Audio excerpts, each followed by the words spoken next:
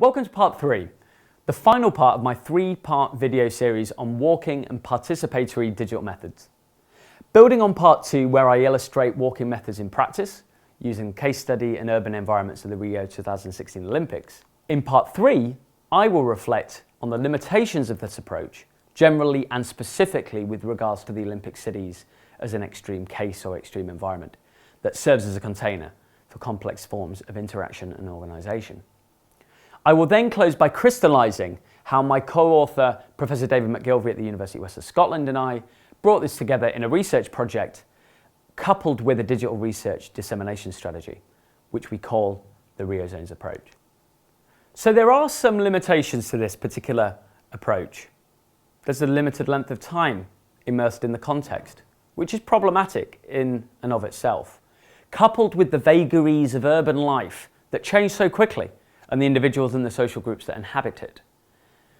But it could be overcome if longitudinal approaches are taken, if one's embedded for longer and triangulates against other sources. So there are ways to get around these particular limitations. Of course, geotagging and time-stamping pictures can really help build an idea of changes over time. Crowdsourcing publicly available images, videos, and other commentary and data sets can be useful to triangulate with your own snapshot to offer longitudinal and wider geographical views to improve both the internal and the external validity of findings. But walking methods is not just about being armed with photo, video, and recording devices. It requires a clear analytical focus, like the questions that we use to frame our case study. But you must also have flexibility to activate and understand the research problems and opportunities in the moment too, depending on the nature of the phenomena under investigation, of course. Full benefits are realised if the researchers activate interested stakeholders to partake in dialogue. Thus, people should put in the groundwork or have preformed networks that are fundamentally required to enliven debate and draw people into your insights and conversation as you do them. This includes key researchers in the fields, as well as policymakers and managers. And indeed, including these stakeholders are critical if you wish to use your insights to help generate real-life change and move toward a research impact agenda. As part of the Rio Zones project, although we don't detail here, we explicitly target key gatekeepers across these phases, and especially mobilise them for phase 2 interviews that I haven't gone into in detail, but I mentioned earlier. But one must be really aware of the cross-cultural differences between contexts and stakeholders involved, of course.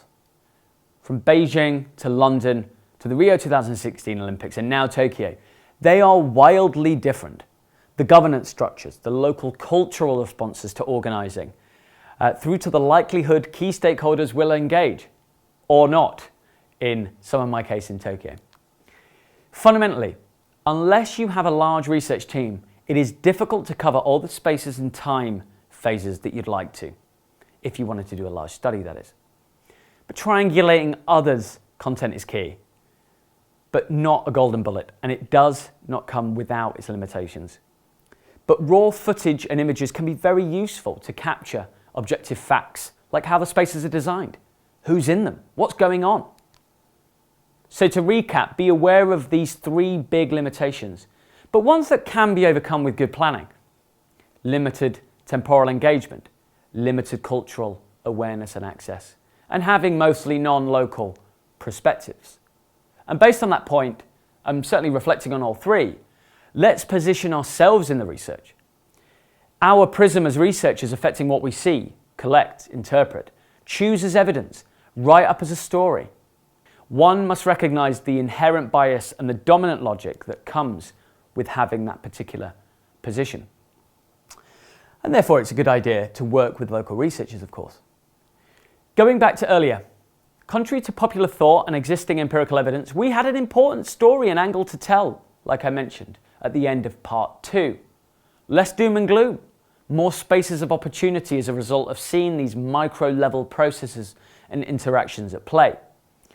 We took a traditional approach, papers, conversation articles, journal articles, participatory digital approaches like Twitter. People have been doing that. And we've written several papers on it, and we'll provide the links to these at the end. However, recently we've witnessed a digital ethnographic turn, whereby ethnographic ethos has adapted to fit the affordances of digital culture. Pink et al. 2015 suggests we live and act in a context that is today almost always co-constituted and entangled with digital tech, content, presence, and communications. So the Olympics and the FIFA World Cup, as well as other major events like the Super Bowl, Wimbledon, are mediatized events. They're ideal for generating digital content, digital data sets in and of themselves, and by many who commentate and produce these spaces for the dissemination of ideas across digital platforms, whether that be Twitter with hashtags, handles, and other associated identities like vloggers, for example. So what did we do in terms of our participatory digital methods? Well, it was effectively split down into two. We had vlogging, and we had the official RioZone's WordPress site. Of course, other sites are available. And then we had microvlogging, or microblogging, via the RioZone's Twitter hashtag. Again, other platforms are available too. And these digital tools help network and build conversations to reach a wider public, particularly important in the era of research impact. Encouraging a more open approach where digital sharing and collaboration becomes ways of being and relating to others, according to Pink et al. 2015, whether that be scholars, policymakers, managers, or practitioners. And this is invoked by posting hashtags of immediate and reflected findings, sharing videos, photos, writing and recording vlogs, and putting it out there for people to see. Capturing and then considering how one shares content and reflects in vlogs in itself is a knowledge-making practice through editing and creative reimagining of the content.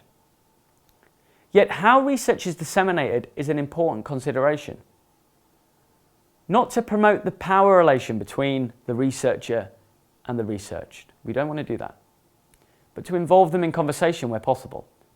But the devil is in the detail. How can this really be afforded? It's difficult. Does the researcher have confidence and the ability to invite key stakeholders into the knowledge production, dissemination, and application phases? It's a very difficult task. It's this longitudinal, embedded approach to walking itself and of the wider RioZones project which appear to have significant value. Bringing along stakeholders across the phases and not just extending reach, but extending the time of the scrutiny on big projects as well. And it's a key criticism of similar studies and of capturing just one moment in time event case study series, according to Yin 2013. As once the curtain closes on this closing ceremony, policymakers, scholars pay less attention to the after effects. So therefore, keeping these longer term effects in view is really, really important, and digital participatory methods like vlogging, etc. can help do that and keep the scrutiny on. Yet these so-called legacies are the reason why host cities bid for them in the first place. That's why we need to do that. So having a longitudinal embedded approach helps to overcome these inherent problems and maintain scrutiny over public policy. And this is what we do as researchers. We critique the effectiveness and sustainability, inclusivity of public policy. Many of us do that anyway. Important for all scholars, particularly in the era of research impact. So alongside the RioZones vlog, Twitter, the conversation articles, journal publications, conferencing, etc., we mobilised a number of media outlets as well. Regional, national and international news outlets. The BBC, right through to the ABC News Network in Australia, to provide a window, a public window, into insights that would rarely feature in traditional media stories. So in terms of the conclusions of this particular video series, the first one, the RioZones approach illustrates the multifaceted, traditional and creative ways researchers can interrogate processes and implications of organising in extreme environments like the Olympics. And we believe that you can actually link and apply many of these particular approaches and focus to other extreme environments as well. And the second point is that this approach can disrupt linear, sometimes entrenched epistemological and methodological positions. The third point illustrates how physical embodied methods can quite nicely be integrated alongside digital platforms and participatory digital methods for dissemination and interaction. The fourth point illustrates how, in real time and throughout the life of a project, observational, photographic, video, narrative analysis, Twitter commentary, all that can be engaged with stakeholders and help share raw data and reflective findings periodically to extend access to knowledge beyond the academy, as well as within the academy, of course, as well.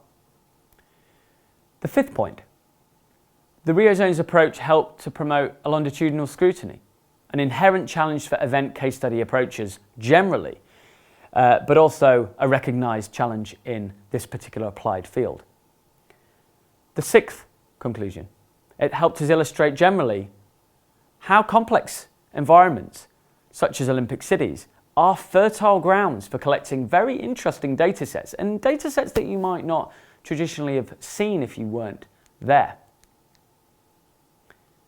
And the seventh point, utilising a network public via social media can lead to critical issues around the processes and these implications into the public domain faster, enabling affected group and supporters to mobilise at a faster rate. Additionally, in the era of fact-checking, competing claims about the truth, what happened, can be aired and fact-checked with those actually on the ground witnessing, like we did. And our final point, number 7, offers a deeper interrogation to the socio-spatial relations, whatever they may be, in extreme environments, important for those undertaking descriptive, interpretive, and critical approaches. Walking and a whole host of mobile methods can help find things often left under the radar. So thank you for listening. I hope this was of interest and use. For our paper that this is based on, there is a link on the National Centre for Research Methods page.